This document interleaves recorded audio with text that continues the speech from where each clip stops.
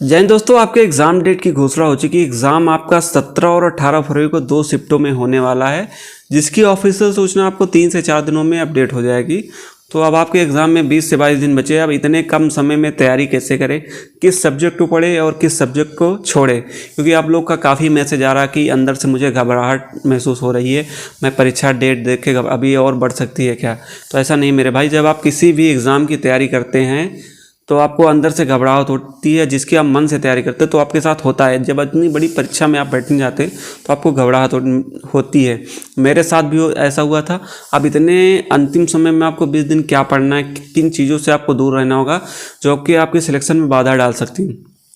तो मैं आपको जो भी समझा रहा हूँ, अपना बड़ा भाई या छोटा भाई जो भी समझ लीजिए, आपको मैं बहुत कुछ बताने वाला हूँ, क्योंकि ये यूट्यूब है, यहाँ अपना सब फ़ायदा देखने वाले हैं। यहाँ कुएं में अगर आप इस कुएं में घुस गए तो फिर निकल नहीं पाएंगे।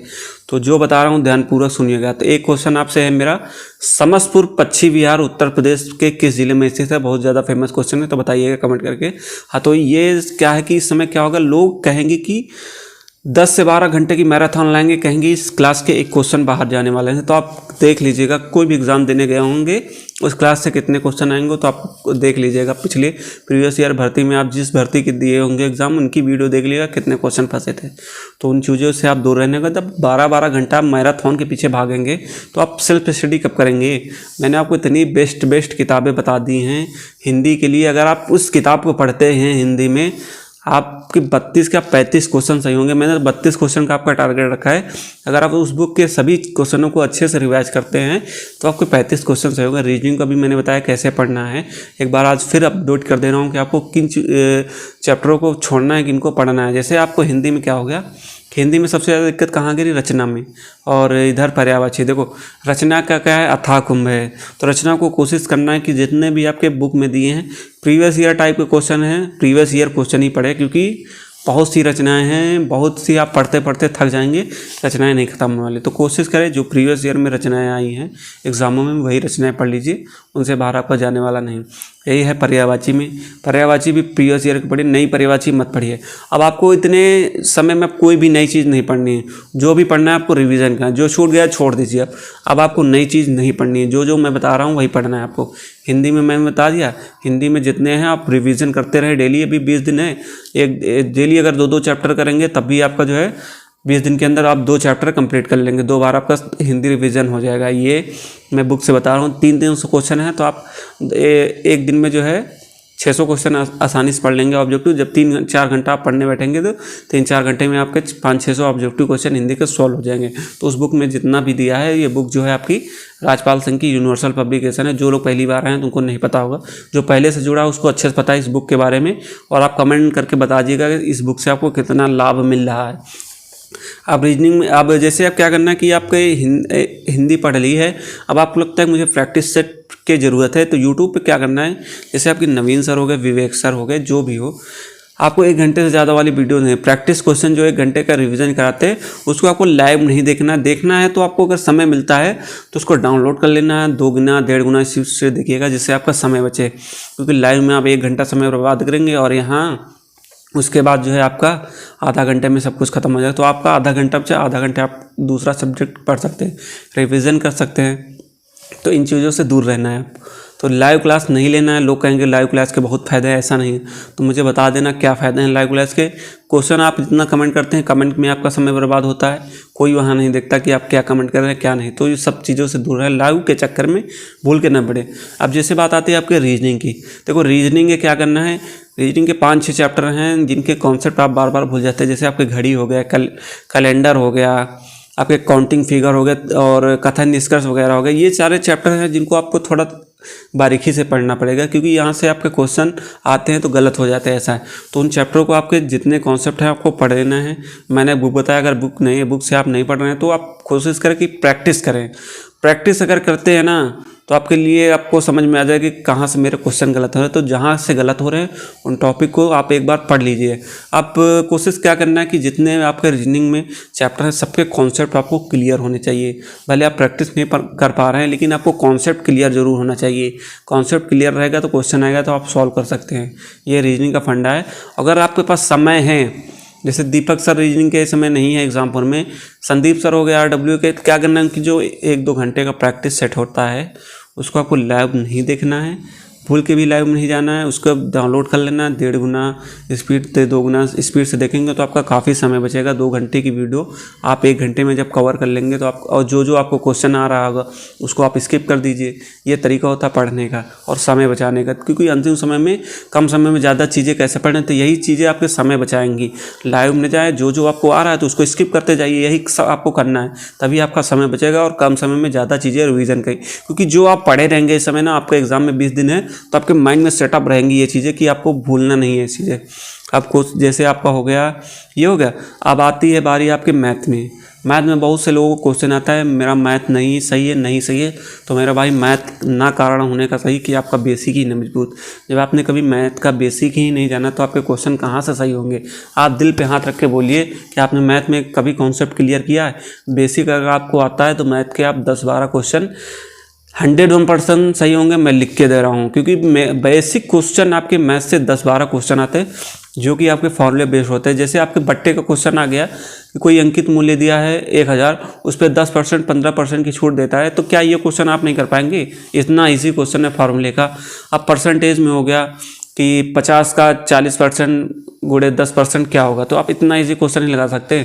अनुपात समानुपात में 3 का अनुपात दे दिया, पूरा योग दे दिया, तो 1 का अनुपात पूछ लेगा क्या होगा। तो ये सारे आपके बेसिक जितने क्वेश्चन बनते हैं, तो आपको क्या करना है, आज के बाद आपके 20 दिन बचे हैं।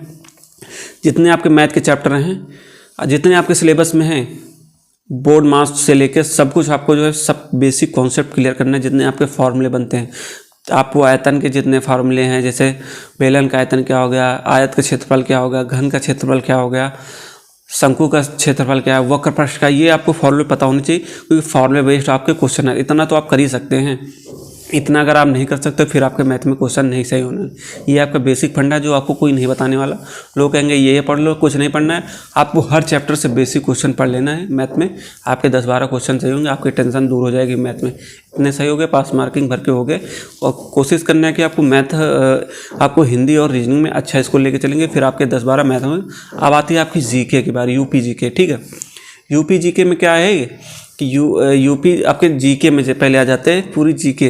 जैसे आपकी जीके के पास कोई भी 1 लाइनर बुक हो, तो 1 लाइनर बुक में आपको क्या करना है, अब आपके समय इतना कम बचा है, आप कोशिश करें कि जितने भी आपके हिस्ट्री, ज्योग्राफी और आपके इकोनॉमी हो गए, सबको एक बार आपको इतने दिन में पढ़ लेना है एक बार। उसके बाद उसके ऑब्जेक्टिव सॉल्व कर लेना। ऑब्जेक्टिव सब सॉल्व कर लेंगे, आपके माइंड में सेटअप रहेंगी ये चीज़ें। आपके एग्जाम में क्वेश्चन आएंगे तो आपको अब 20 दिन में आप दोबारा तो पढ़ नहीं सकते जीके, क्योंकि जीके आपका अथाह संग्रह है। तो जो आप पढ़े रहेंगे तो आपको याद रहेगा, तो आपके सामने क्वेश्चन आएगा, सॉल्व कर देंगे। तो जीके के ये इंपॉर्टेंट टॉपिक है, आपके स्क्रीन पर दिख रहा होगा। तो ये टॉपिक आपको तैयारी कर लेना, क्योंकि ये टॉपिक कर लेंगे तभी आपके 10-12 क्वेश्चन जीके में सही हो जाएंगे। और रही बात आपके करंट अफेयर्स की, करंट अफेयर्स को क्या करना है, अगर आप चाहते हैं कम समय में तो कुमार गौरव सर की वीडियो है उसको देख लीजिए, 5 घंटे की जो पढ़ाए हैं। या तो फिर आपके पास स्पीडी बुक होनी चाहिए। स्पीडी में आपको नियुक्तियाँ पढ़ लेना है, युद्ध अभ्यास पढ़ लेना है, और दिवस कुछ आते हैं इंपॉर्टेंट, तो जैसे ये हो गया। और अगर आप नहीं पढ़ पा रहे तो पीछे जो आपके ऑब्जेक्टिव्स दिए हैं 500-600 उसको पढ़ लीजिए, उससे आपका काम हो जाएगा। उससे बाहर आपके क्वेश्चन जाने वाले हैं। ये आप रहा आपका करंट अफेयर्स। और रही बात आपकी यूपी जीके, यूपी जीके के लिए मैंने बुक बता दी है आपकी। अगर वो बुक नहीं है तो आप जाइए मेरे टेलीग्राम चैनल पे, 2-3 बुकें आपकी पढ़ी होंगी PDF, उस पर जाइए। परीक्षावाड़ी की बुक होगी, उसके जितने ऑब्जेक्टिव दिए हैं चैप्टर में, ऑब्जेक्टिव बुक है, उसको पढ़ लीजिएगा। सारे प्रीवियस ईयर क्वेश्चन है, उससे बाहर आपका क्वेश्चन ही जाएगा यूपी जीके में। तो आप इस तरह जीके पढ़ते तो जीके में आपके 20-22 क्वेश्चन 101% सही हो जाएंगे। तो 22 आपके जीके हो गए, 10 आपके मैथ के हो गए। समझ लीजिए 10 मिनिमम, मैं 10 बता रहा हूँ, 10-12, तो एक प्रकार समझ लीजिए आपके 32 क्वेश्चन मैथ और जीके के हो गए। और बचे आपके कितना, 82 क्वेश्चन उधर हो गया। तो 82 उधर और इसमें जोड़ लीजिए आप ये, तो आपके कितने हो जाएंगे, 32 क्वेश्चन। तो आपके 114 क्वेश्चन हो जाएंगे। इतने क्वेश्चन में आपका सिलेक्शन 101% हो जाएगा, कोई रोक भी नहीं सकता। आप जनरल कैटेगरी में हैं, तो ये टारगेट आपको ले के चलना है। कोशिश करना है कि आपको हिंदी और रीजनिंग सबसे ज़्यादा फोकस करना है अंतिम समय में। और कोशिश करें, जो फालतू के लोग कहते हैं कि इतने कम समय में तैयारी कैसे करें, तो वो जो है आपको 12-12 घंटे की लाइव वीडियो मैराथन, इनसे दूर रहिएगा। कोशिश जितना करना है कि आपको किताबों पे समय देना है, क्योंकि किताबों में कम समय में आप बहुत कुछ सीख सकते हैं। ये चीज़ें आपको कोई नहीं बताने वाला, क्योंकि यहाँ सब फ़ायदे के लिए बैठे हैं। तो मैं आपको जो बता रहा हूँ उसको ध्यानपूर्वक फॉलो करना। 20 दिन है, किताबों से दोस्ती करो, किताबों से ही भरोसा रखो, सब कुछ आपका सही होगा। बस किताबों पे ज़्यादा फोकस रखना है। और जहाँ जहाँ आपको दिक्कत आ रही है एक बार और कमेंट कर दीजिएगा। रही बात आपके स्कोर क्यों नहीं बढ़ रहा है, स्कोर ना बढ़ने का कारण क्या है, सिलेबस।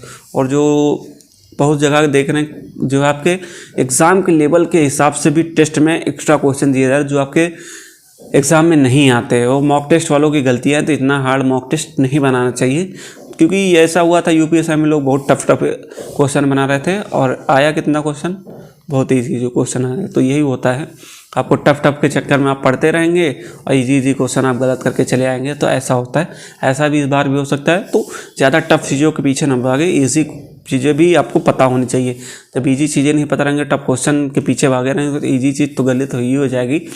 तो आपको तैयारी करना है ईजी टू मॉडरेट की, मॉडरेट टू हार्ड की आपको नहीं करना, ईजी टू मॉडरेट। इससे ज़्यादा क्वेश्चन आपका जाने वाला नहीं है। बाकी अगर कोई भी डाउट है तो आप कमेंट करिएगा, कोशिश करूँगा मैं सबके जवाब देने की कोशिश करूँगा।